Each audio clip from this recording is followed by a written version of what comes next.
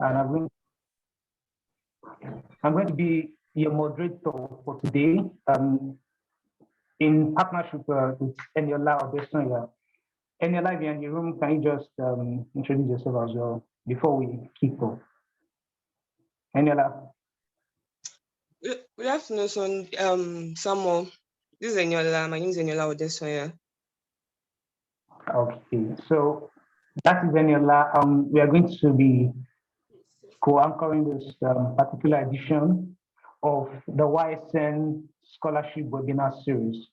Last week, we had two facilitators and we were able to talk about scholarship in Europe and in Canada and in the US as well. So today, we are going to be considering majorly SOPs, how to write a winning SOP, and also research interest for GEOMATICS courses. Okay, today we're going to be having two major speakers. The first is Mr. Elias Adeniran, who is a master's student at the School of Marine Science and Ocean Engineering, the Department of Ocean Mapping, University of New Hampshire, United States. And the second would be Mr. Johansen Oyegula, who is also a master's student, Natural Resource and Environmental Science at the University of Nevada, Reno, United States as well. So, Mr. Elias Adeniran, who's going to be coming first, is going to be taking us how to write a great academic CV stroke statement of purpose. And I believe he's already with us right now in this session. So, Mr. Elias, can you hear me, please? Yes, I can hear you. Mr. Elias. Yeah, loud and clear. Can you hear me? Okay. I can hear you also loud and clear. So you're welcome, sir. Oh, thank you so much for the introduction. Let me know when I can start. Okay. And do you have Mr. Justin already in the room? Yes, I'm here. Okay, that's perfect. You're welcome. You're welcome also, sir. Good to have you around.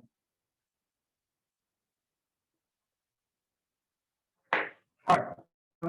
So we'll be shooting straight for the first session, which is how to write a great CV and SOP for our scholarship applications. I believe it will be a very helpful session for anyone who might have been having difficulty or who is not able to do this properly. I believe facilitators will do justice to that.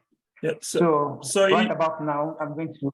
Yeah, so yes, I think there is a bit of confusion. I'll be handling the research interest session, like around the research interest around geospecialization session. So while the other speaker in person of Johansen is going to be handling, like, writing CV and SOP. So just to clear that before we move ahead. Yeah, that's my mistake. I'm sorry about that. So sorry. Okay, so we're going to be having first Mr. Elias, research interest around geospecialization, and you can take off now. You can share your screen as well. All right, over to you. All right, thank you so much, moderator, for the introduction. I'll be sharing my screen.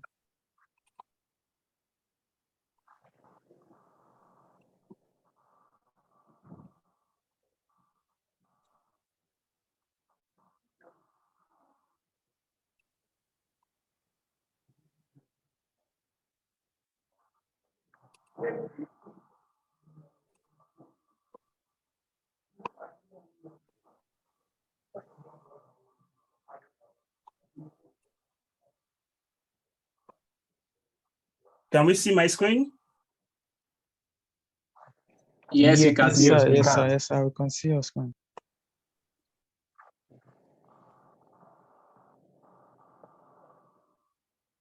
So, hi everyone. My name is Elias Adidion. I'm happy to be here today. I'm talking about something I'm passionate about, and which is research interests around geospecializations. I would like to thank the YSN Scholarship Committee for the invitation, and also the moderator. So, just like my slide says, we'll be talking about research interests around geospecializations. But before we dive into that, this is just a bit brief about myself. I'm a young surveyor with a core geomatics background, and I received my national diploma and Bachelor of Science degree in surveying and geoinformatics from the Yaba College of Technology and the University of Lagos, respectively. I'm currently a master's student of ocean engineering, ocean mapping at the University of New Hampshire. And also, I work as a graduate research assistant at the Center for Coastal and Ocean Mapping and the Joint Hydrographic Center, where I bagged my FIGIHYCA category A hydrographic certification. I'm very enthusiastic about ocean exploration, and currently I develop approaches and technologies for mapping the ocean. So this is going to be the overview of my presentation. We'll be looking at research interests and programs around geospecializations, applications areas, postgraduate opportunities, positioning yourself for graduate scholarship, general tips, and question and answer segments, and contributions, comments from the audience. So research areas in geospecializations. Before I start this this presentation, I would like to kind of talk about some important things as young surveyors that I would say it's a challenge for us, because some people, we just kind of find ourselves studying surveying and geoinformatics, maybe because we probably didn't choose it at first, and then we just ended up finding ourselves there, and we are not so passionate or so interested about, we are not so interested in it. In fact, some of us, we think of starting our first year in the hope of changing our program the second year, and some of us just want to get that degree, and when we are done, we want to do something else. But I think this is not something that is so good for the profession, and so that is why I'm kind of trying to address this. And I think at the end of this presentation, you all would see how important surveying and geoinformatics is, how lucrative it is, how how lucrative it is beyond the four corner words, what we are actually used to. Surveyors are dirty, and they work in the bush, but I tell you, there are a lot of interesting stuff that we can do. Also, another thing that is common now is you see people trying to go into IT, especially young surveyors too. Yeah, which is good. It's good to have the IT skills, but there are research areas where we can apply all these skills without moving out of the geomatics domain. So this is something that I want to I want to address, and I think at the end of the presentation too, you'll be convinced and want to stay and keep practicing surveying keep practicing surveying after your grad, and you are passionate about it. You are not shy from telling people this is what you are doing, you are a surveyor, and these are the things you do. So just like my slides reads, what we'll be looking at, some of the research areas that we'll be looking today in geospecialization, geomatics, GIS and remote sensing, geodesy, photogrammetry, hydrography, ocean mapping, marine science, geospatial, artificial intelligence, and big data, which is actually the big one now, spatial sciences, positioning and navigation, and lots more. Like I'm telling you, I can't cover the term geospatialization. I'll be kind of even looking at it from geomatics aspect, because I mean we have a lot of other geospatializations too. So the first that I'll be talking about, of course, being an hydrographer, like this is what I do, and of the other areas was like so interested, and like they are so interesting, and you know, lot of research areas evolving. So I'll be starting with autonomous systems. This is something that is really new now, and is revolutionizing how we map our ocean with the use of robots, like I mean robotic vehicles, such as unmanned surface vehicle, underwater autonomous vehicles, and the likes. And the big interest here, it's towards you know, mapping the ocean, like the global the 2030 seabed project, which is a global effort to map the ocean by 2030.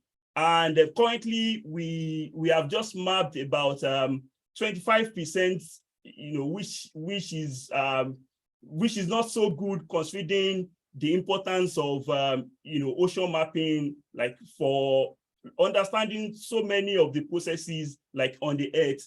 So this the autonomous systems, like the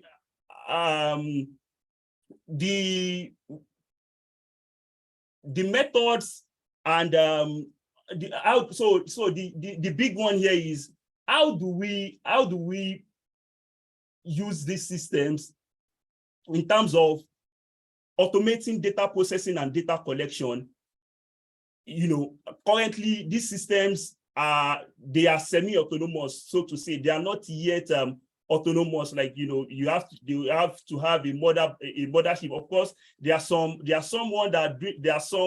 autonomous systems that are doing very well, just like the sail drone, for some of us that are aware of this. So then we have data processing. This is like from data processing point of view. This is like, I mean, from multi-beam echo sounder, side scan sonar, sub-bottom echo, single beam echo sounder, sub-bottom profiler, magnetometer. So how do we improve methods for processing this data? Because we have huge amount of data, and how do we process this data in you know, in a very rapid way, like while also making sure that we have the right accuracy. Also, data visualization. We know as surveyors, it is important to present your data in a very useful way. So there are some ongoing research in data visualization. Example, interactive data visualization. So like, how do we develop techniques for data visualization? In fact, another big one is towards precision navigation. Then we have electronic navigation charting. This is towards chart of the future. How do we maximize safety and efficiency in maritime navigation? Then we have LiDAR, light detection and ranging. This is really towards shallow water mapping, because just like for some of us that are very familiar with hydrography, we know that sonars don't really perform in shallow water because you have a smaller swath. So, and as such, it is not so it's not efficient to use you know, example, multi-beam echo sounder in shallow water. So this is where LiDAR comes really handy, and also for topo LiDAR bathymetry too, like, because when you want to have topography, you want to have I mean on land, topography on land, and you want to have bathymetry on water. So how do you do this? So it's called topo bathy LiDAR. So you fly your LiDAR you fly your system and you have LiDAR on it, so you can get bathymetry. You have your topography, and you have your bathymetry, and this is really towards coastal modeling applications such as inundation modeling, tsunami modeling, and some sort sea level rise, and lots of other applications. Then satellite derived bathymetry. This is also a very big one, because it is easier, faster, and cheaper compared to when you are using conventional mapping platforms such as like vessels that we normally use, or ships. This is cheaper, and again, it's repeatable. So we have seafloor mapping and characterization. This is another very big one now, especially towards benthic habitat mapping. You know, how do you characterize the seafloor? How do you know what the seafloor is made of from acoustics and backscatter? So this is also something that you know, if any of us we are interested in, like, this is a very good area of research, and there are lots of problems in this, especially when it comes to backscatter characterization and visualization. Then water column mapping. This is also another very good one. How do you map the school of fishes? How do you map like gas bubbles in the water column, and so many marine organisms in the water, from the sea surface down to the seabed. So one very good area of research here is, like, you know, water mapping visualization, because like when you see so some of the commercial softwares now don't really have capability for this, and so some do, but it's not really to like the best. You know, you don't really have that that high resolution of, like, you know, of what you are seeing. It's just, you just have this this kind of like waterfall display that, and you are just seeing, so you can't really do so much. So this is an area that we need to like improve on.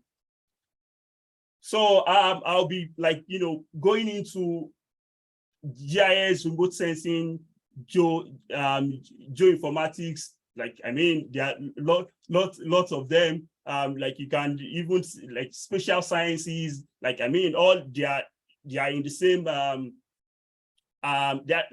kind of, you know, under the same umbrella, because they are interrelated, just like we all know from our probably first degree or second degree, or even some of us that have done PhD. So these are some of the evolving research interest in this area of specialization: digital health observation, prediction and evaluation of natural disasters, wetland mapping and monitoring, water resources engineering, inundation modeling, geomatics for urban growth and resilience, observation of dynamic climate variation, object detection and scenes and scene classification in remote sensed image, mobile mapping systems, which is also like another very good one now, you know, where you combine like different sensors like LiDAR, camera, LiDAR, digital cameras, IMUs, your GPS, and just name them. Like, for so many like applications such as accident scene reconstruction, smart infrastructure, smart cities, and the likes. Then vehicle mobility in urban area transport, monitoring environmental status, and yes, I'm sorry, in the last slide, if I can quickly go back, these are some of the schools that are, you know, that are offering programs in hydrography and ocean mapping, or like marine science. You know, you have University of New Hampshire, University of Southern Mississippi, UMB, Memorial University, University of Glasgow, UCL, University College London, University of Plymouth, UTM, and in Malaysia, Athens City University in Germany, then Esther Brictag in France. I'm not very sure I even pronounce that correctly because it's French. Then University of South Florida. Some of these schools, it is important I mention that some of these schools are category A certified, while some are not. And they are, towards the end of this presentation, I've shared the link of, for some of us, if we are interested in hydrography and want to become certified, list of approved programs, like that list of approved programs in whether it's Cat A or it's Cat B. So you will see that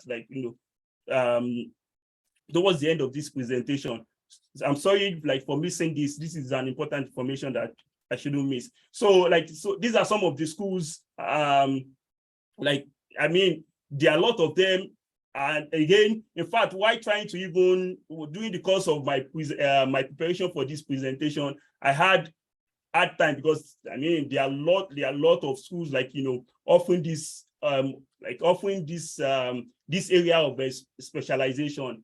So we have Purdue, we have University of Calgary, UMB, University of Southampton, University of Texas in Dallas, Michigan Technology University, University of Nevada, which is the one of our the next speaker, that's where he studies. The Ohio State University, Oregon, UCL, University of Colorado, Denver, College of Environmental Science and Forestry, this is State University of New York, University of Portsmouth, Georgia Southern University, University of Edinburgh, Western Illinois, University of Houston. So there are lot of schools. Again, there's also a link. There's also a link that that has a list of all programs, virtually all programs, in this area of specialization. Another big one is geospatial artificial intelligence, and big data. Again, this is an emerging scientific discipline that combines innovations in spatial science, artificial intelligence, artificial intelligence methods, machine learning, deep learning, data mining, high performance computing to extract knowledge from spatial big data. So, and there are lots of of research interest. This is new, and I think this is something that some of us should actually check out and and pursue a master's or even a PhD in this. Some of the research interest is AI for spatial data analysis, geospatial interpolation, simulation and modeling, AI for Earth observation applications, just for example, fusion of multiple imagery or remote sensing products, analysis of multispectral image time series, analysis of LiDAR data. So there are so many evolving research interests in this special area of specialization. Also, AI for geographical text analysis, text geoparsing. For example, remote sensing, image captioning, geospatial semantics in natural language, geographic information retrieval, and lot of research interest. Also, GeoAI for public health and environment, GeoAI for ecosystems and biodiversity, GeoAI methods and spatial data infrastructure. So these are, this area of specializations that I think they are really important, and we should, try to go into. Some of these are just like some of the schools that they're offering programs in artificial intelligence. You have John Hopkins University, University of Florida, University of Buffalo, Southern Illinois University, University of Maryland, University of North Georgia, University of Twente, George Mason University. So, like, I mean, there are a lot. In fact, this is just giving an example of some of the schools. So please, let's Google, and we'll find like some of these schools online. Moving on, positioning and navigation. I mean, as surveyors, this is what we've been doing, like right from even undergrad, and there are emerging technologies in this. Like example, the applications of multi-constellation GNSS and augmentation systems, low-cost positioning systems, indoor positioning, because we know, like, once you are indoor, you don't have once you are indoor, like, your GPS tends to not to work very well. So, like, so there are currently methods of indoor positioning, multi-sensor systems, direct georeferencing, and mobile mapping system, which is something I've mentioned in one of I think GIS, remote sensing, and geoinformatics area of specialization. I mean, all these are interwoven. Navigation systems for self-driving cars, UAVs, and smartphones, intelligent and autonomous systems, integrated sensors and advanced software platform, GNSS, reflectometry. So, I mean, there are tons of research interest in this aspect of geospecialization too. And these are some of these, like, the big ones, like, schools that are offering positioning and like research areas in positioning and navigation. Stanford University has GPS lab, so we should, like, check this out and apply and shoot them. University of Calgary, UMB, University of Nottingham, UCL, Imperial College London, Curtin University, Ohio University, like Cornell University. So there are a lot of schools, offering this, offering research areas in positioning and navigation. So these are some of the links that I was talking about. The first one is like, these are schools like offering masters in geoinformatics, GIS, remote sensing, and the likes. This is the list of approved Cat A, Cat B programs, and then these are some of the schools with research interest in GI, compiled by in courtesy of Ismail Olani, a friend of mine. So, like, check out these links. Like, you would see, schools and information, what they require. I mean, their requirements, GRE, IELTS, application fee, are they waiving it or not? So, like, I think these are useful links.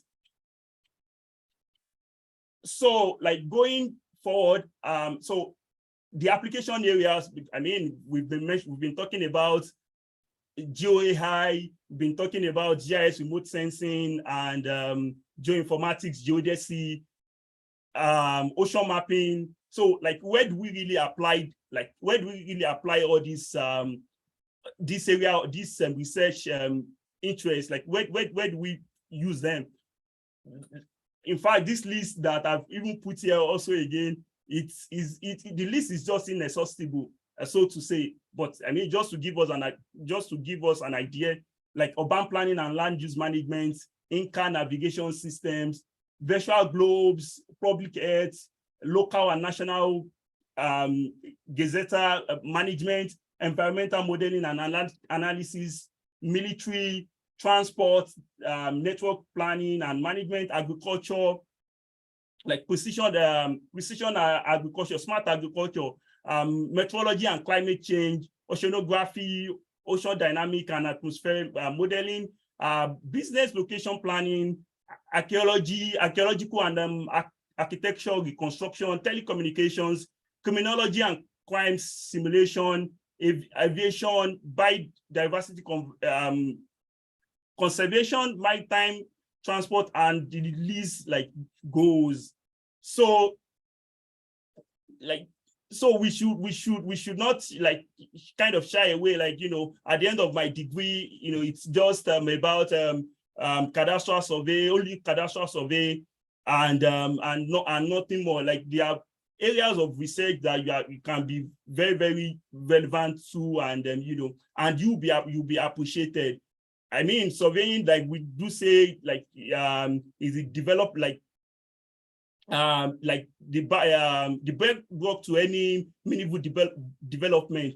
It's like all walks of life, like it's course across. Just look at what you want for yourself, and you will definitely see an area that you fit in. So, and postgraduate opportunities, like tons of them. You can if you want to be in research and academia, like fine. If you want to go to the industry, or you know, commercial sector, like there are lots of companies like waiting for GEOMATICS graduates, government organizations, international organizations, environmental agencies, and lots more. So how do you position yourself for grad scholarship? Like, I mean, as an undergraduate student, that the way I kind of see this is, you know, your first, whether it's ND, HND, it's BSc, whatever it is, your first you know, 3 years, or maybe your ND, doing your ND, like, you know, focus on like learning all these all the branches of surveying, like, you know, kind of master them. Don't say you want to specialize that early. Get all the necessary like fundamental knowledge and skills. Like, so when you go on CWES, like for the people like in the university, and if it's ND, like when you go on the IT, like we call it industrial attachment, you know, this is where you want to make sure that what you want to do, like, because that is going to shape how you move forward. So you want to be sure that it is really what you are interested in. So for example, if you are interested in becoming an hydrographic surveyor or an ocean mapper, if I would do my my IT, I'm going to go to, like, you know, if I don't go to oil and gas, like, I mean, like of Shell, Chevron, I'll go to survey services, survey servicing company, like, for example, like Pisces, GSL, Batoy, Bull Surveys, Trenchmark, like Compass. There are lots of companies like that. Even if it's you want to do GeoAI, it's GeoAI you want to go into.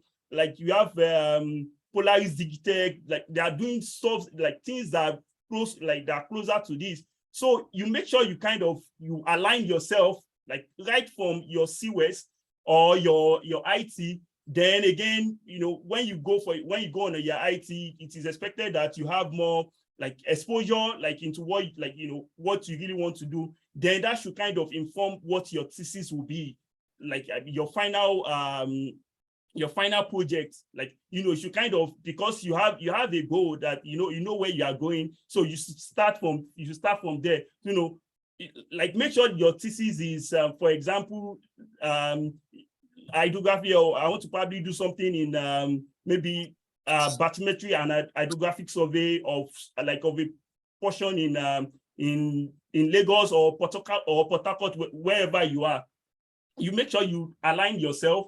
Then going forward, after your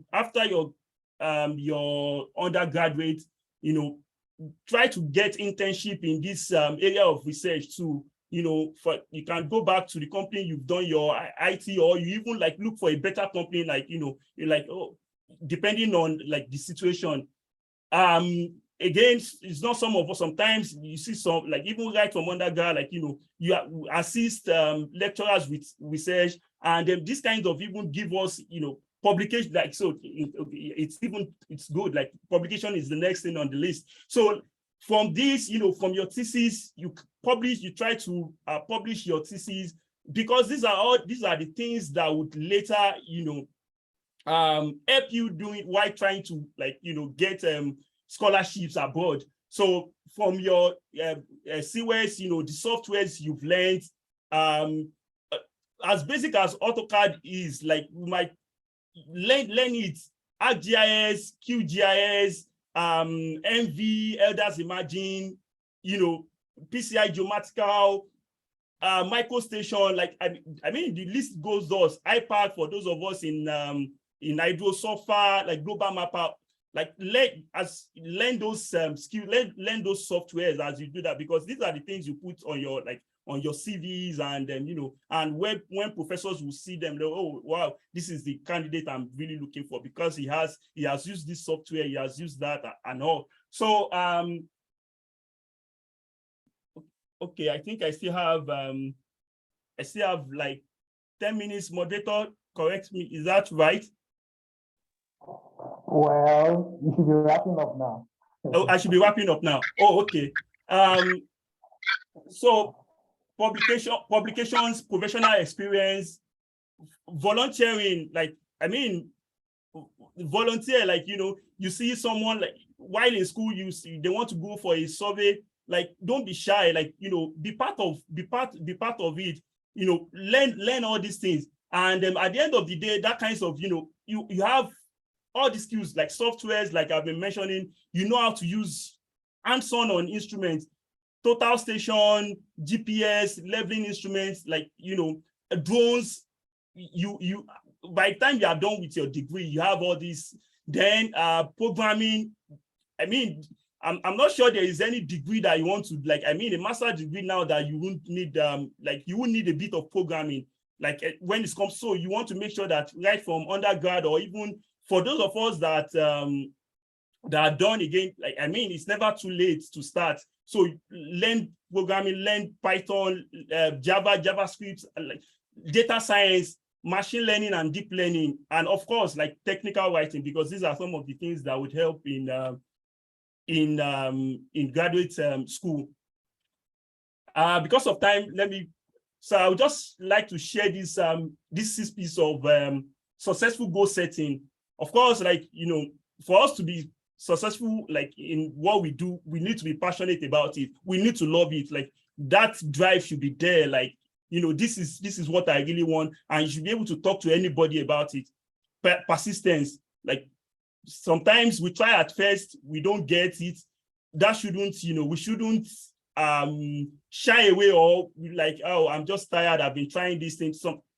Nothing, like, I mean, you try first time, you don't get it, you try second time again. We have to be resilient. That's what that is. And again, planning, like proper preparation prevents poor performance. Like, part of planning is, attending this webinar, getting the right information and all. Then people, like, you definitely need people like mentors, lecturers. Make sure that you have good relationship with lecturers, because these are the people that will give you recommendations later. Again, while going through the phase of scholarship application, you need people, like, there are groups, like for example, scholarship album, like, where, like, you have people of similar interest, and and it is important that I say here that we shouldn't hoard information. Like, when you have information, share with people, share with whatever you have, whether you share it or not, or you are hoarding it. If you won't get that scholarship, you won't get it. So it's better to be like open-minded and talk to people to help you with your application review. Like, so you definitely need people. And again, positivity. Like, you need to be positive that this I can do. Like, I remember doing the last the first series, people like there were some questions there. If I finish with a 2-2, like, would I be able to? You should be positive, of course. Like, for an undergrad, like, if you are still in that phase now, try to make sure you get the best. But once you've passed that stage, just try to work on your other aspect of applications, writing GRE, IELTS, TOEFL, make like have experience, like something to really show for it. Then of course, prayer, irrespective of your creed, like, you will agree with me that prayer is something that is very important, because your one success is not in one's hand, so that really lies with God. So like I think with that, I would say thank you for your attention, and I would like to welcome questions. Okay, thank you very much, our facilitator. Thank you for that beautiful session on scholarship around the geo-specialization interest. And I believe everybody got as much value as I did. I want to thank you very, very much. Thank you for that wonderful session. So if you're just joining us, this is the second edition of the YSN Lagos Scholarship Webinar Series. And we finished the session on research interests around the geospecialization. All of this is just to help ourselves and help us become better, assist anyone who is seeking to pursue scholarship in any of the nations. So thank you very much once again, Mr. Elias Adeniro. Thank you very much. Sorry, it's Adeniro, not Adeniro. Yeah, people make that mistake. Adeniro. Yeah, thank you. Oh, okay. You're welcome, sir. So if you have any questions, you can actually type them at the chat room, and we will attend to them all together for the second session. So right about now, my wonderful partner, Eniola Desoya, will be taking over from me now. And Eniola, are you here? Yeah, thank you, Samuel. Thank you, Mr. Elias, for that wonderful section. And if you are not available for the first webinar, you can check YSN Lagos YouTube page for the recording of the first section, so you can also be able to connect with the knowledge shared during the first webinar. So right about now, I would like to welcome Mr. Johnson. Mr. Johnson, are you available? Yes, I am. Okay. All right, sir. Mr. Johnson will be speaking on how to write winning academic CVs and SOP. Let's get ourselves ready to learn how to write winning SOPs and CVs. So if you have any question, please just drop them as they come in the chat box. We'll attend to it after both sections. You can go ahead, sir. Okay.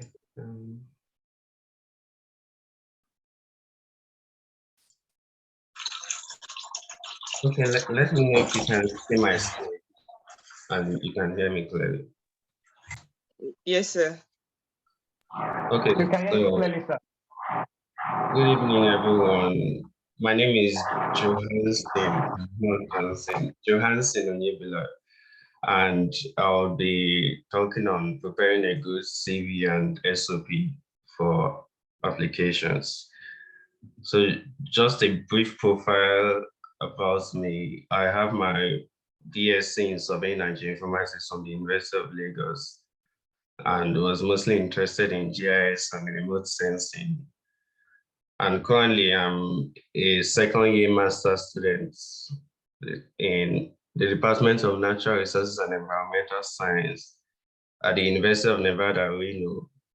And my research is on LiDAR remote sensing, genetic algorithms, geospatial analysis, and programming. That's mostly what my thesis incorporates.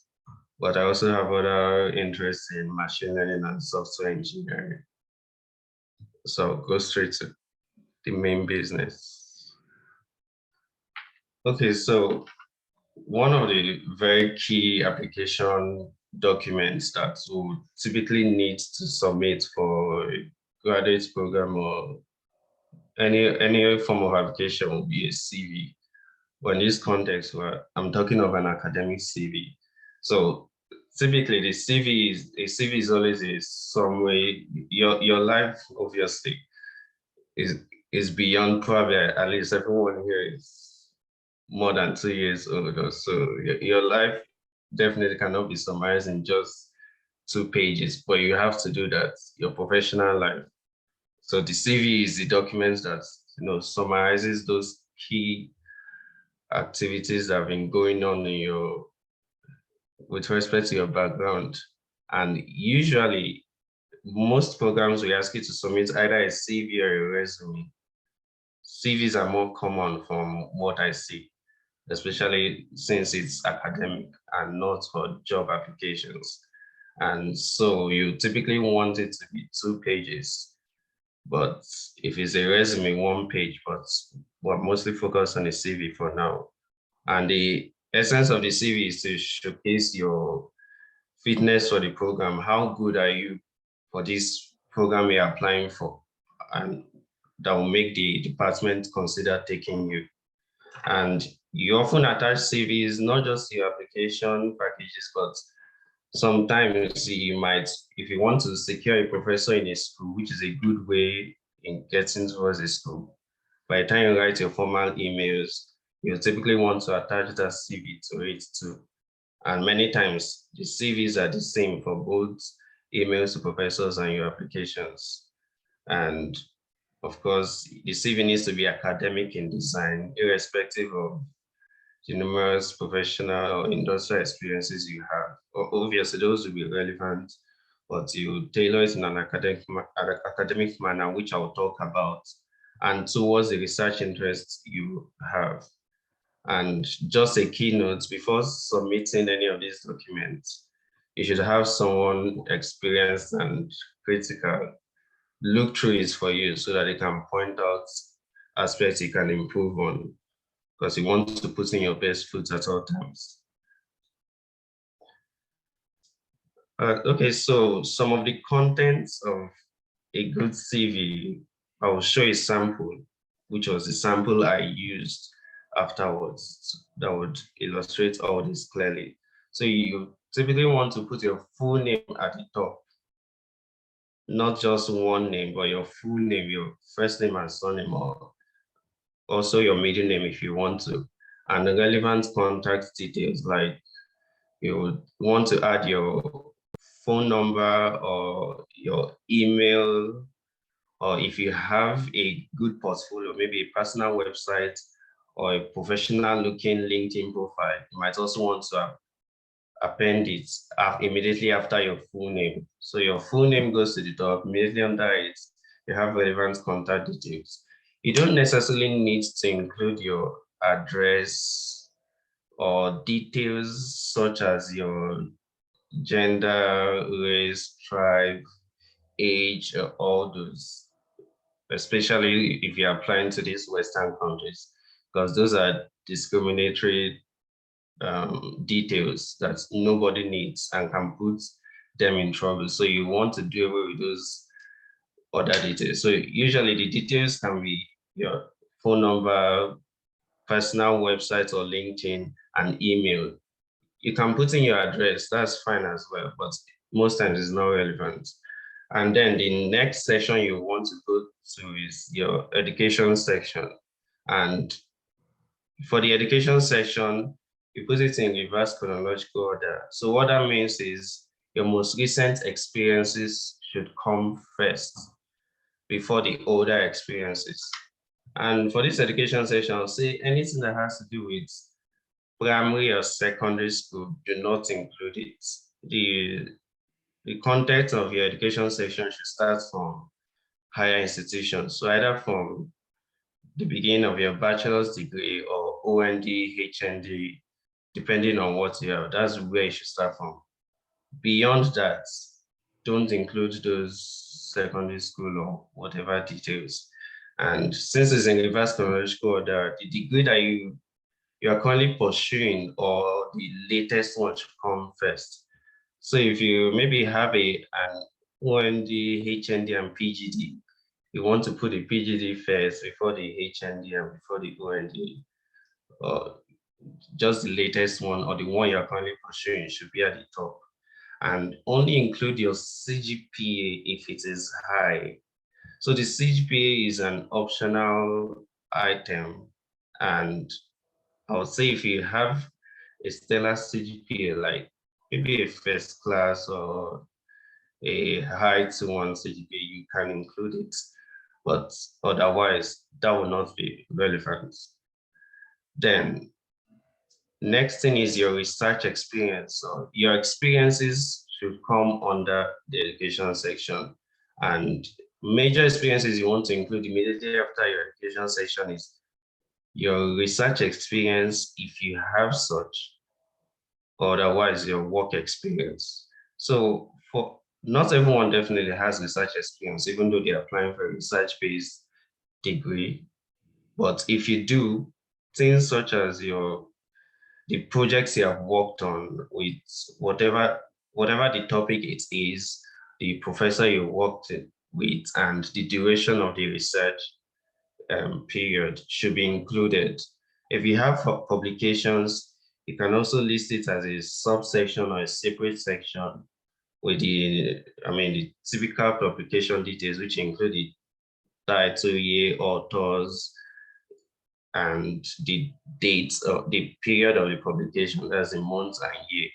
And in such things, if for publications and conferences, you should typically highlight your name in them. I will show you a sample so you see it.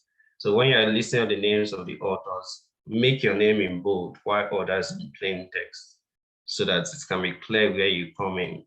So publications and conferences can be separate sections or subsections under the research experience. Then afterwards, if you have, now I made the relevant in bold because not all work experiences count. Of course, any legal moral job is worth it. But if you have been maybe working in trade or banking, and you are going for a geospatial or geomatics based program, you typically not want to include them unless they are essential aspects of your experience that you can prove or word in a way that will be relevant to what you're pursuing. So you want experiences such as your internship.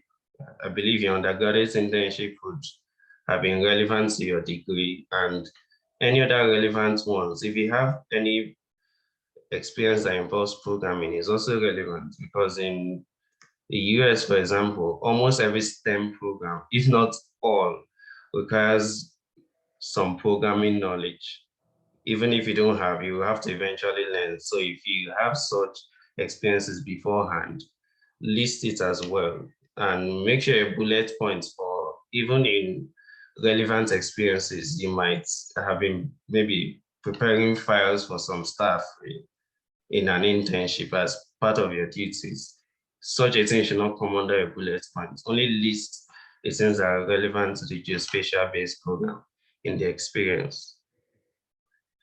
And then after those research and work experience, the next section you want to focus on is your volunteer teaching and your leadership experiences.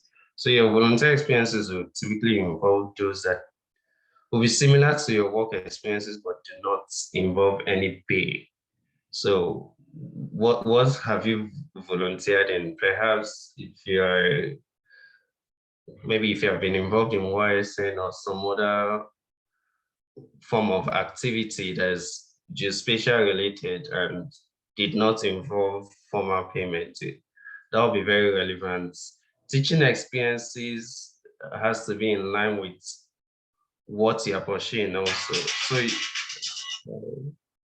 Okay, so your teaching experiences will probably involve tutoring people. I mean, any form of teaching experience is quite relevant.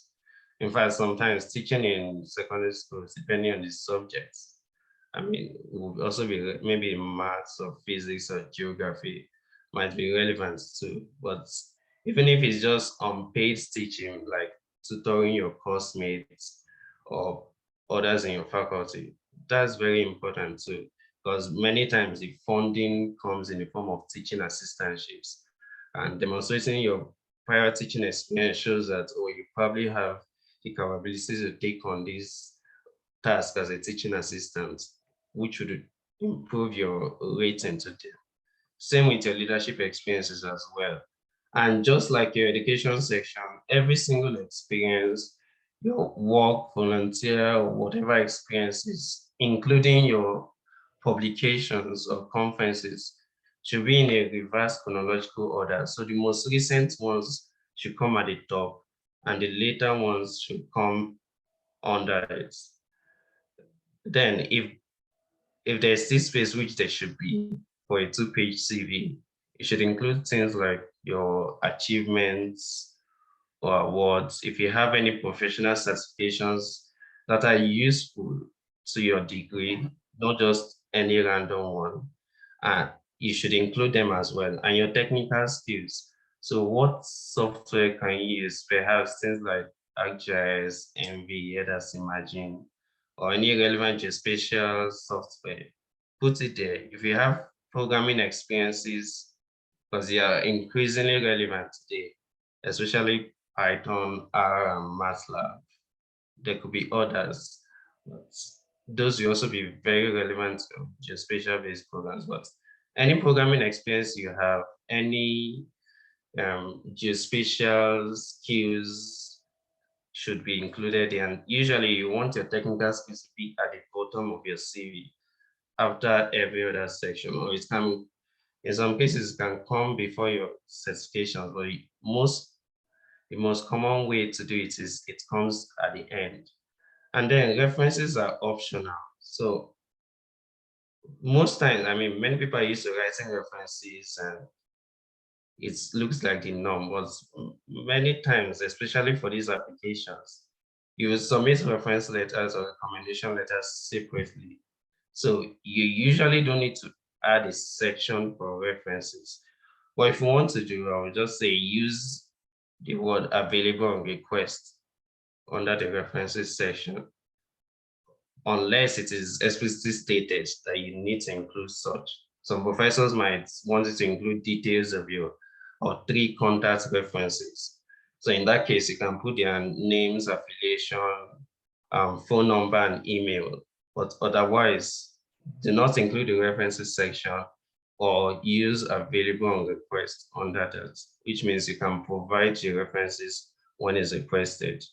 And this not just applies to your CV, but every document should be named in a clean and consistent format. Because many of us, when we're preparing these documents, you have like 50 versions of it. You make your first CV, modify it, and you keep making modifications, and then you have CV1, CV2, up to CV20.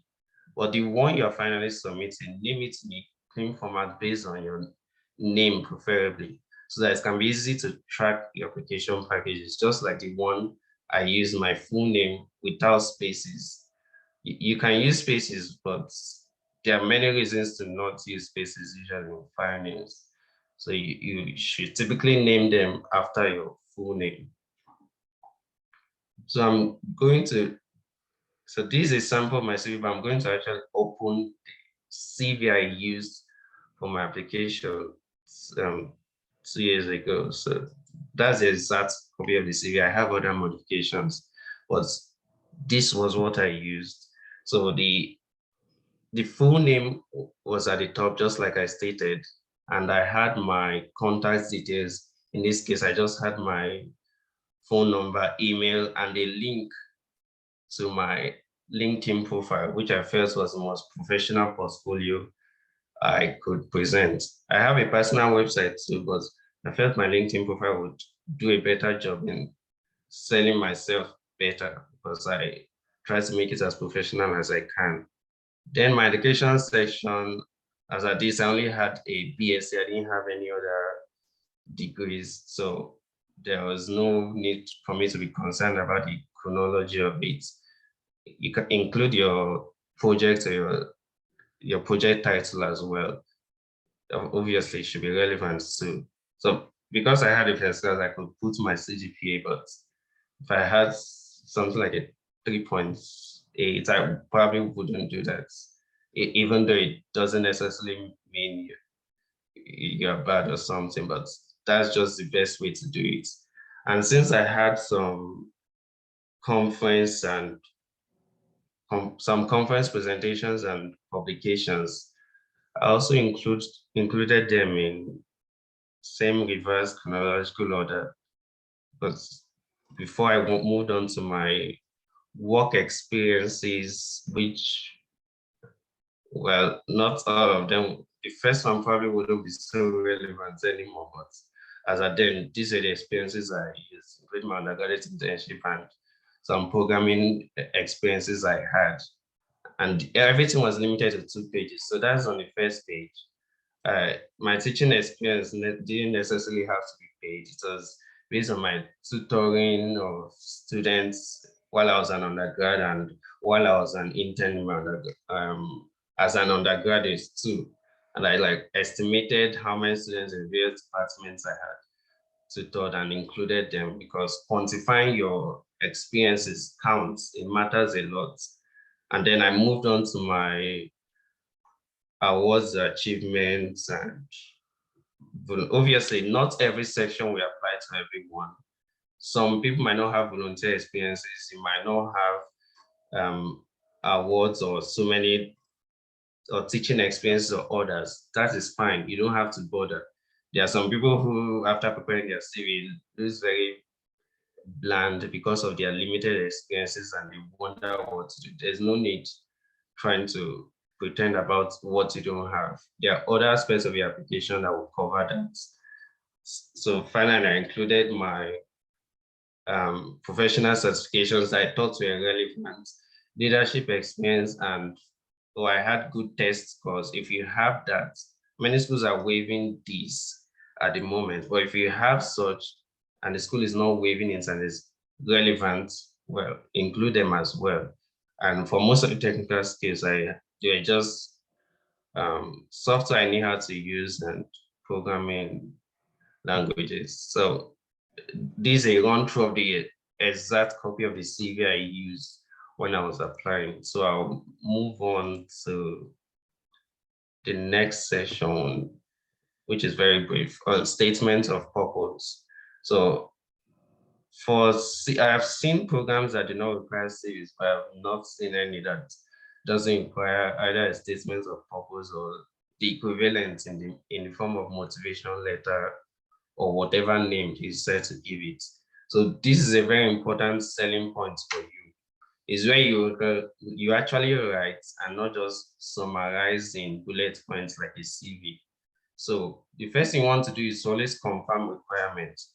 Most departments or prospective programs will specify length requirements or details of what they want to see in your SOP. Although it's more common to see just length requirements, you might want you to write a 1 or 2 page SOP, which are the most common ones. Typically 100 and 500 words for 1 page or 1,000 words for 2 pages. Although there are other ones. I've written a 300-page SOP for a school, University of Houston, their geosensing programming there, and there are some rare ones that could be 1,500, but the most common ones are 500 and 1,000.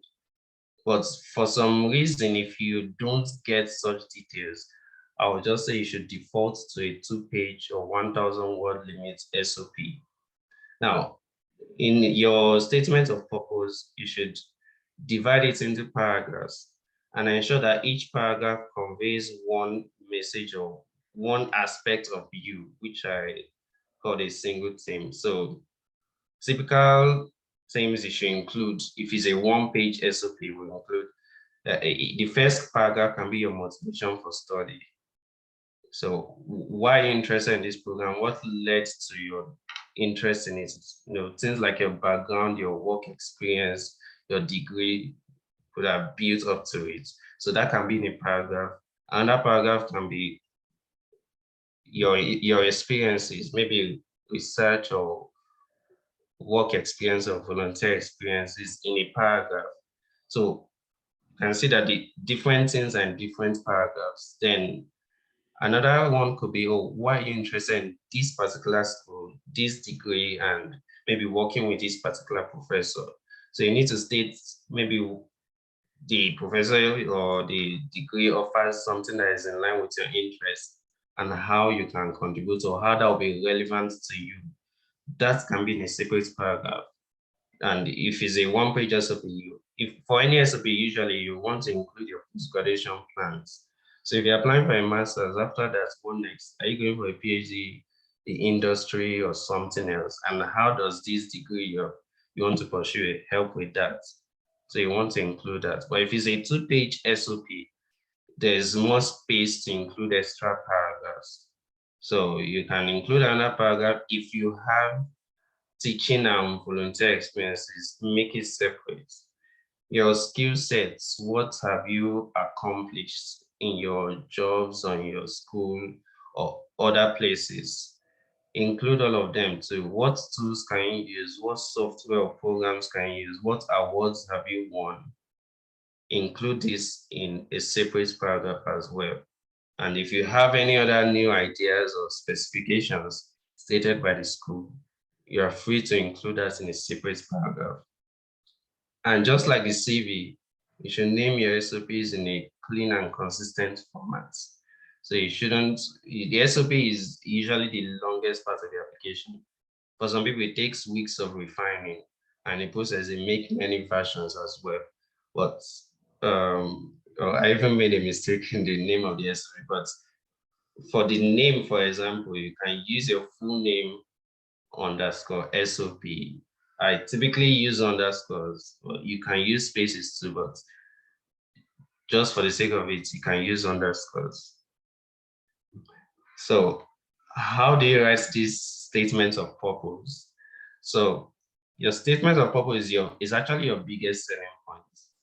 You want to convey, like, you want to sell yourself in a manner no other document can do for you.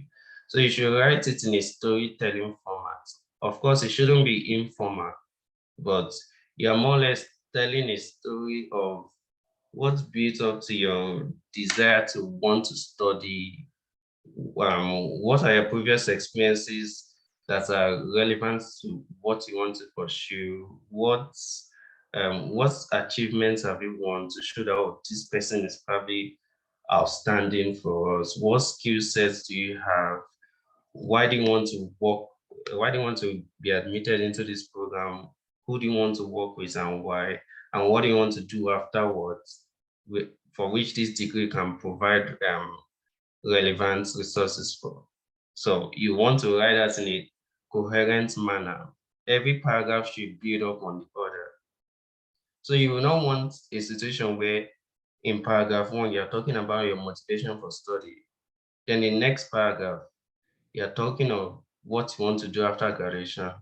Then the next paragraph, you're talking about your skill sets. It really wouldn't build up, unlike the previous way I stated it, where you talked of motivation, then prior experiences, achievements, reasons for wanting to work or be admitted there, and your post-graduation plans. So ensure your paragraphs, the content of your paragraphs makes sense and they flow and connect well with each other, like a well-written article.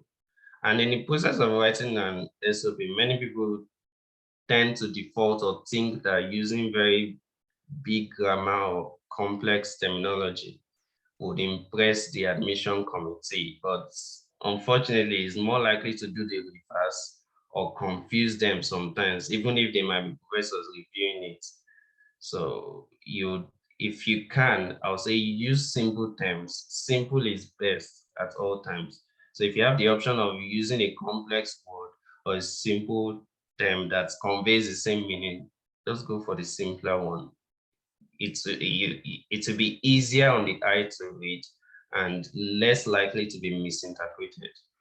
So for the SOPs that usually have word limits, I will say don't write more than that, but you can write less or within. Or if you can write the exact number of words.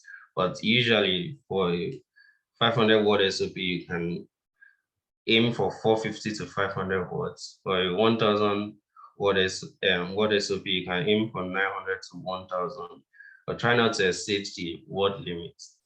But if you are to be short of it, make sure you are very close, within 50 to 100 as I recommended.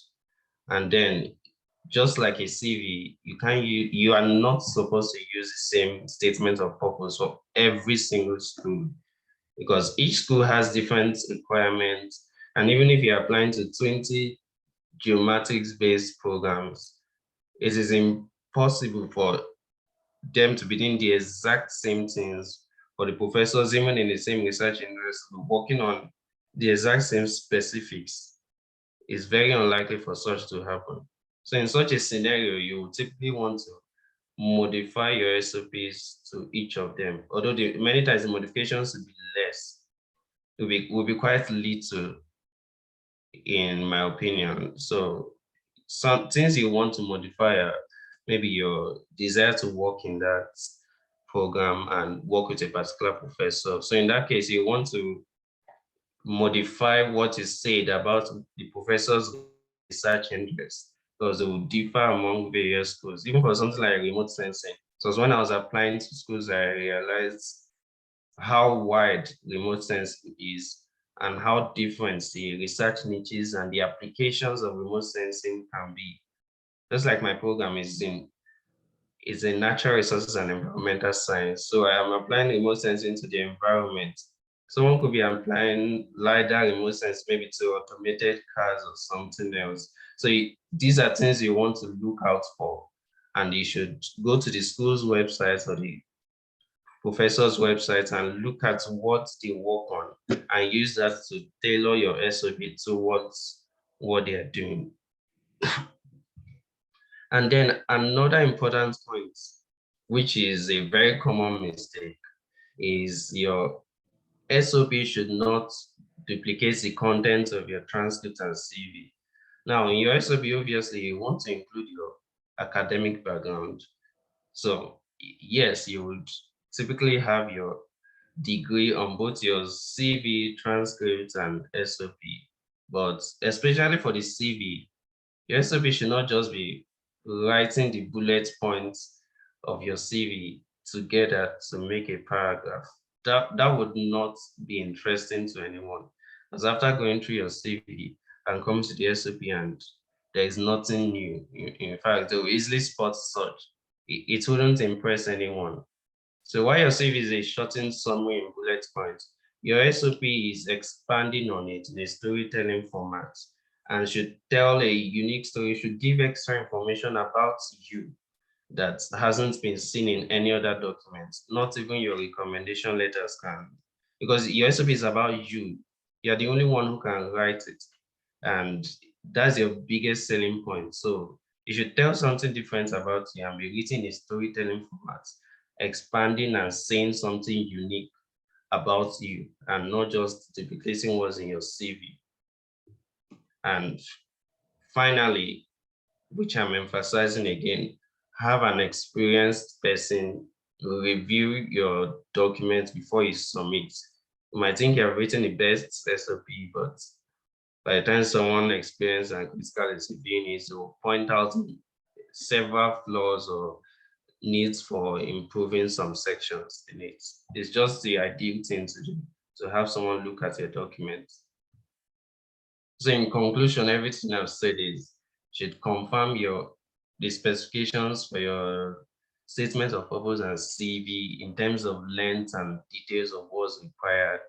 And all of them are your selling point, not just your CV. In fact, your SOP is your biggest selling point, but your CV is, both are big deals. And for your CV, you should include only relevant experiences and not throwing out just every single thing you have done in your life there. That's why it's limited to 2 pages. Your whole life can't be in 2 pages. So you need to prioritize what's there. And your experiences in a CV should be in the reverse chronological order. The most recent at the top, the older ones under it. And your SOP, which is also a big selling point, is written as a form of a story, trying to convince the admission committee to take you by telling them, oh, you're very good for it, and do not duplicate contents of especially your CV and your SOP. There'll be overlaps, but ensure they all tell unique stories. And there's no hard and fast rule. There are different formats for people can use, different approaches people can use and achieve the same results. So just do what is best for you. So thank you very much for listening, and that concludes my presentation. Thank you so much for sharing your knowledge with us. Really appreciate.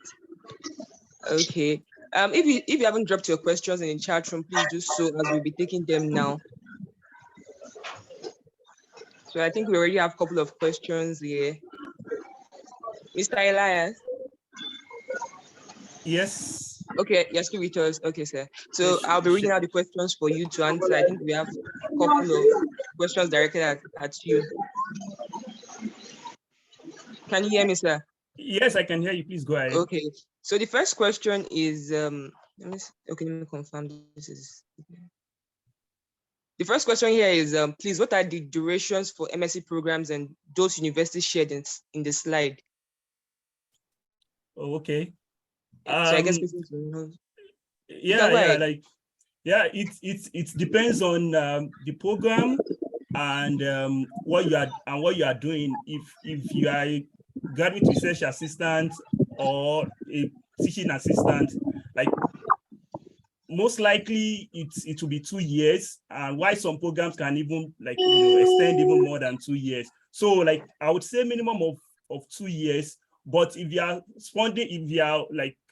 funding yourself, yeah, like there are some programs with 1 year. So I mean, everything it's on the website. Just look for that school you are interested in and look at their requirements, and all this information are actually on the website. Just like even Johansson mentioned, like for research interest, to go look at the professor's research interests and align that with yourself, like just to add to what Johansson said. So because it's also across research interest. So like on an average, I'll say 2 years, but it could be more.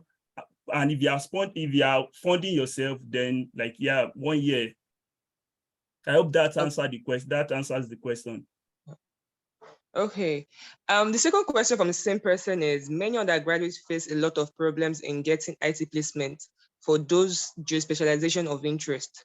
Is there a way we can manage to get rid of this problem so they can secure placement based on their most preferred choice? That's an interesting question. I think it's just about trying and applying early. And sometimes when you have recommendations from your lecturers, that helps than you just applying ordinary. So of course you apply, then you kind of talk to people that maybe can kind of influence positively your application.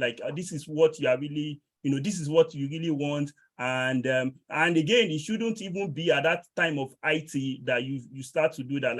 Why taking some of the courses, engage your lecturers, I'm really interested in this. I mean, for some of us, just like even Johansson and myself, it was Savio Peter Evari of University of Lagos, that kind of recommended us for internship placement. And you have to have done well in his courses. So this is like a motivation for students. So when you do well in his course, it kind of recommend you. And so these are ways in which you can go by this. But yeah, like I said, sometimes you might not really get what you want, but if your IT placement, you don't have that, I mean, your research thesis, this is something that, again, is kind of within your control and probably your department. So you can make sure that you get what you want. And when you have done something like in this area of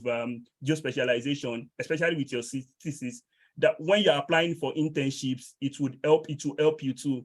Like, you know, because these are the things like companies want to say, oh, he has done this in this, oh, it will be useful for us. I hope that answers the question. Okay, thank you so much. The next question is directed at you. The person is asking, my question is based on geospecialization of interest. Out of this interest you listed, which of them are mathematical, those that have more calculation and analysis? Like, I mean, surveying itself is mathematical. So like it depends on it depends on how you define what the mathematical is. Like, you know, if you are looking for like really mathematics, like, you know, geodesy, it's really a good place to be, like if you are really interested in like in deep mathematics. But if you are thinking of maybe applied maths and statistics, then you should be thinking of, you know, remote sensing, GIS, and GeoAI. So like math is in all these specializations that I've, you know, kind of have listed. You definitely need math. You need math. Like maths and physics are like, you know, they are so important. So depending on what you want, if you really like, you know, want like, you know, very intense mathematics, like advanced mathematics, then like, yeah, you should be looking at geodesy. But if it's applied, then you should like think of remote sensing, GIS, and hydrography. Okay.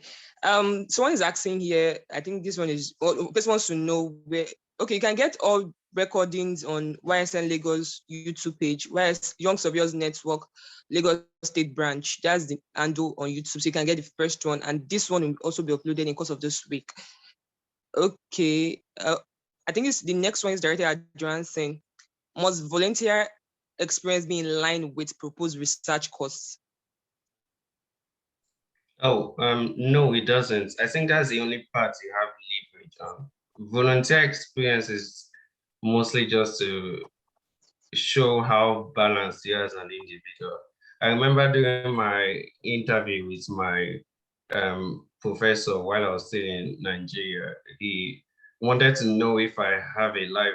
He told me specifically that he was asking for those experiences because he wanted to know if I have a life outside academics, and emphasize the need to have a non-academic hobby while in school to help preserve mental health, because it's a big issue here.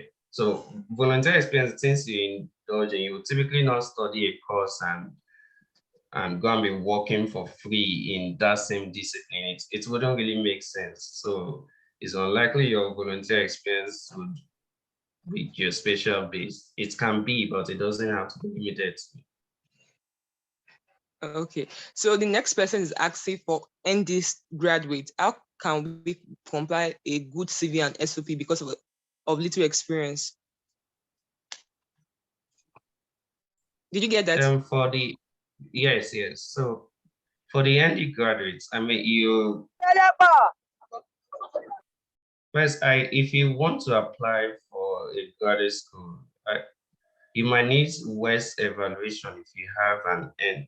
I don't know if that's HND or OND, but if you have a HND, you would most likely need West evaluation to convert that to the equivalent of a BSc.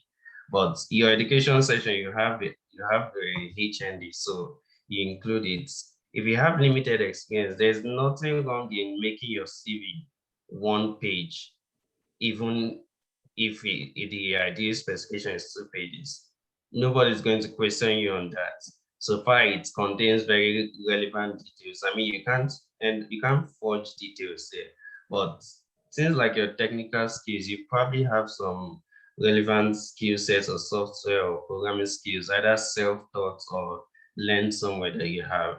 You can include that. If you have any if you have been involved in any clubs, organizations, and you have volunteer or leadership experiences or any teaching experiences, include it too. And your limited work experience is relevant, fine. But if you have just one work experience, only one, and is not relevant, I would just say you should include it for the sake of it, so that at least to be, even if it would not be obvious, if it's just one, they might want to, like, they might be curious about where you have worked or what you have been doing since graduation. So you probably shouldn't hide that.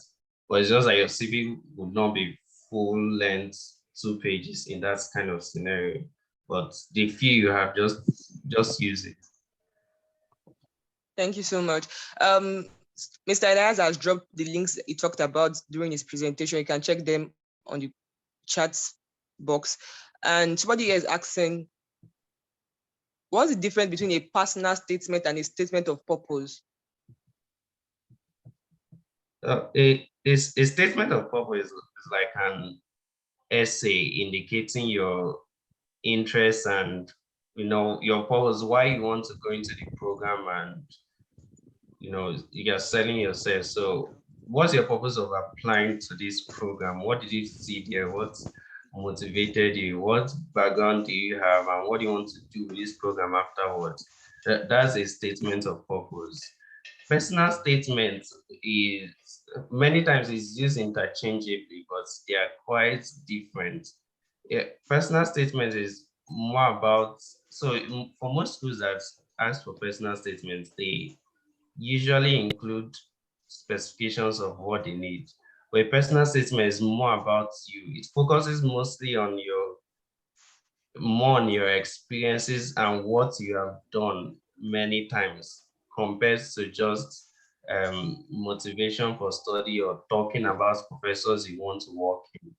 So you usually want to talk on your prior experiences, your skill sets, what have you accomplished. Some of them will require a personal statement alongside statements of purpose.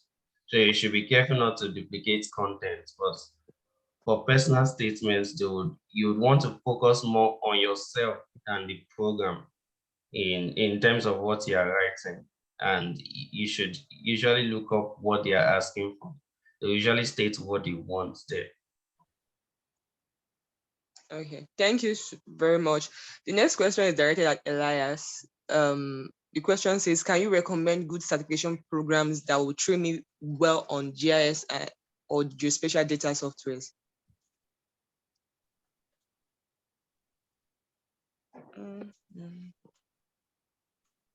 Hello, Mr. Elias. Yeah, sorry, trying to turn on my video.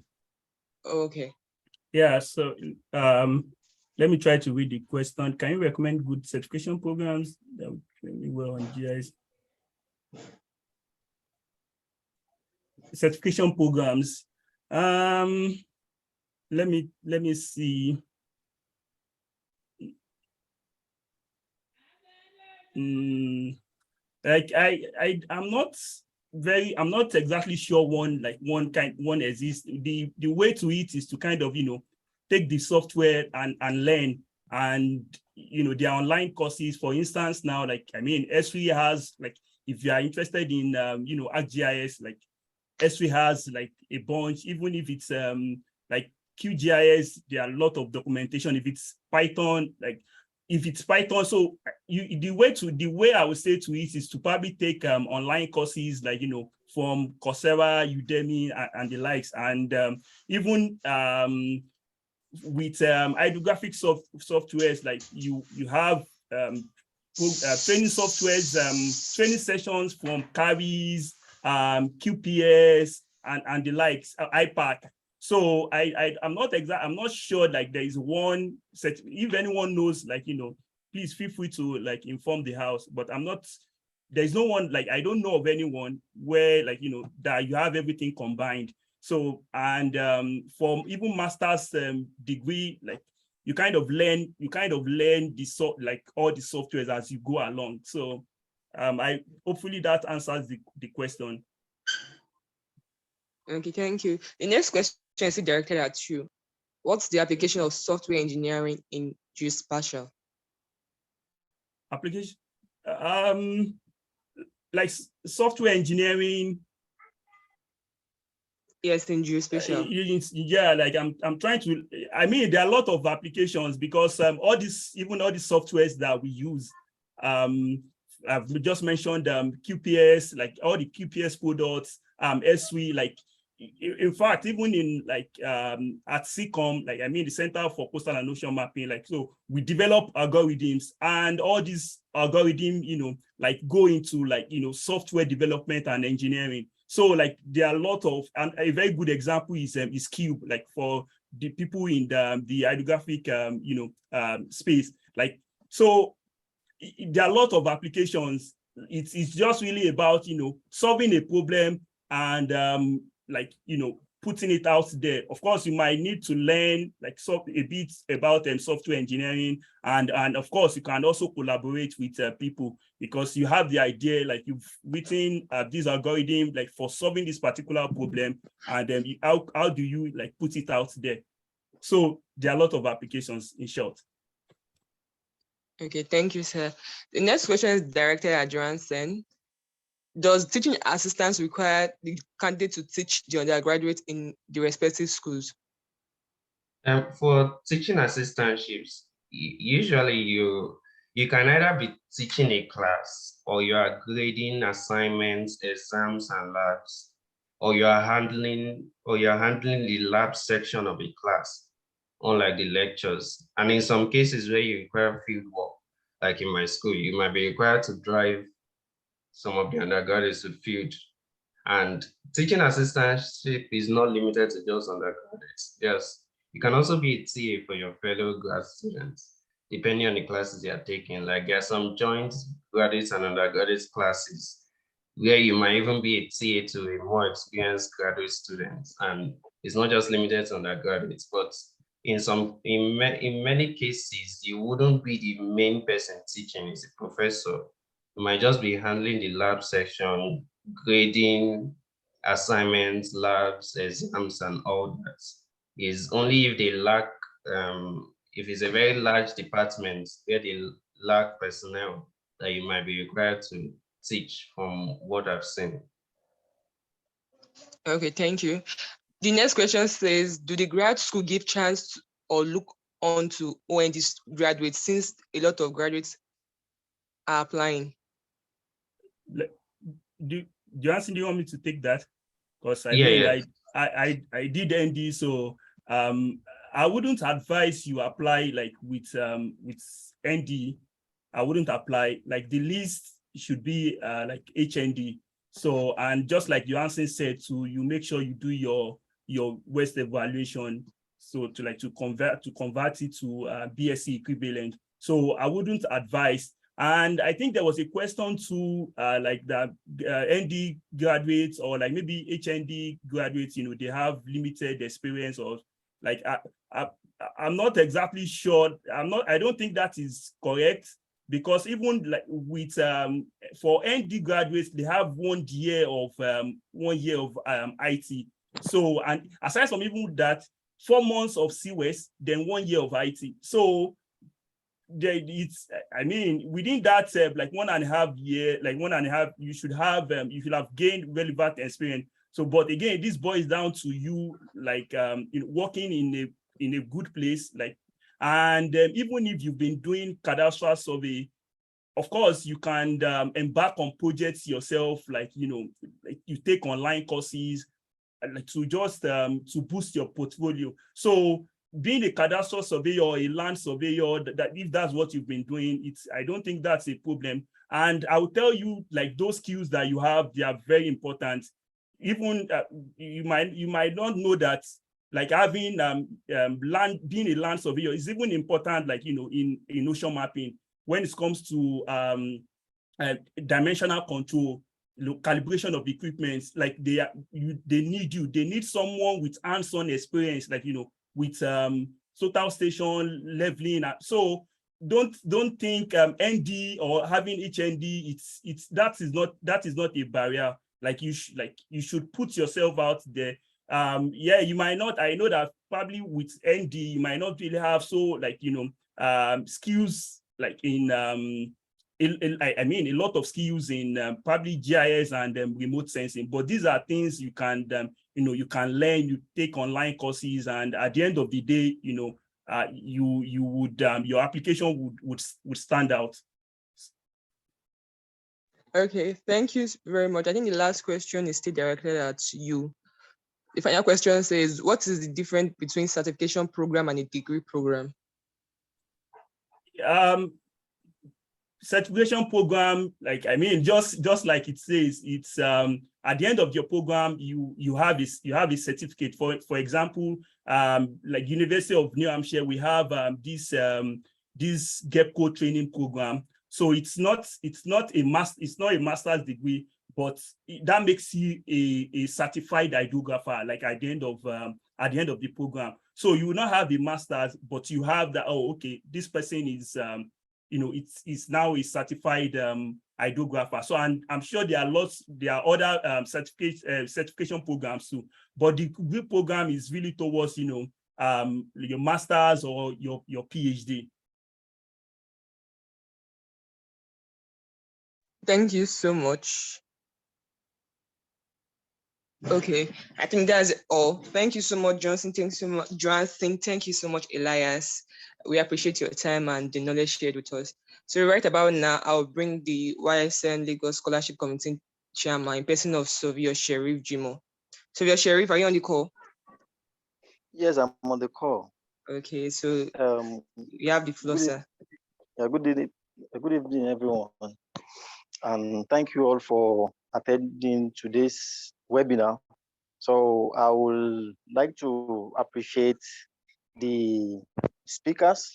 So in persons of Mr. Johansson and Mr. Elias for a job well done. You've really explained a lot of giving us top-notch presentation on how to go about scholarship applications in the realm of geospecialization, geo-AI. And I myself, I have to say that I learned from the presentation. So thank you very much. And then to also, I have to also appreciate the YSN Lagos executive for bringing out or for organizing the scholarship committee and other committees, because without them, this cannot be possible. So we wouldn't have this luxury of having like this kind of resourceful people being with us here to give us their own view about how to go about the scholarship. And then to also give kudos to the scholarship committees that have done a job well done. Like you guys, I must say, it's been a pleasure like being with you and then getting along with you. And our names are kind of displayed there for us to see. So we've done a great job. And I have to appreciate everyone. So, and then to cap it all, to all the participants, in one way or the other, I believe we've been able to gain one or two things from these presentations, and then which will be very useful for us now and then later on as we go or move towards our scholarship applications and opportunities. Now, it's also worthy to note that now we are in the scholarship, we are in the application realm, so where we can apply for postgraduate studies abroad in Nigeria. So, and then that means this webinar comes in handy. So we can take what we learned from here and then try to like shoot our shots over. And then I believe that we can get across to any of the scholarship committee members or even the speakers to if we need them. So they are well handy. They can help us in one way or the other. So thank you very much for the wonderful program for today. So yeah. Over to you, Ms. Eniola. Thank you so much, sir.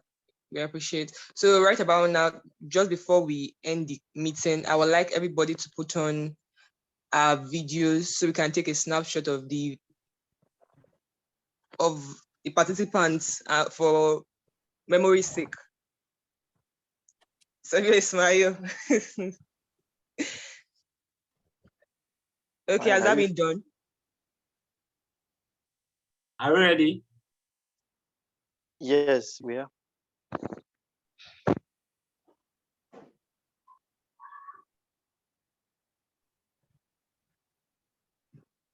It seems people are still trying to turn on their camera, so maybe we might have to wait a sec. Okay, no problem.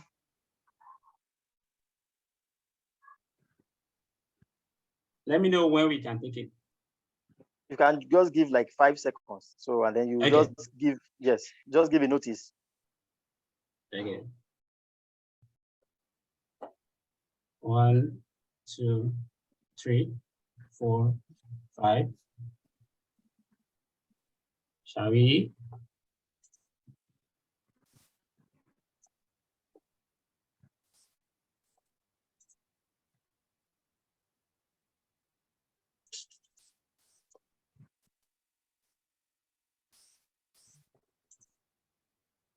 Are you? Yes, I have it. Okay, thank you very much. Thank you very much. So information getting to me is that the scholarship committee will be able to review SOPs and CVs for the participants. If you're interested, just get across to any of the committee members to help you with that, or direct you to the right channels. So thank you so much for your time.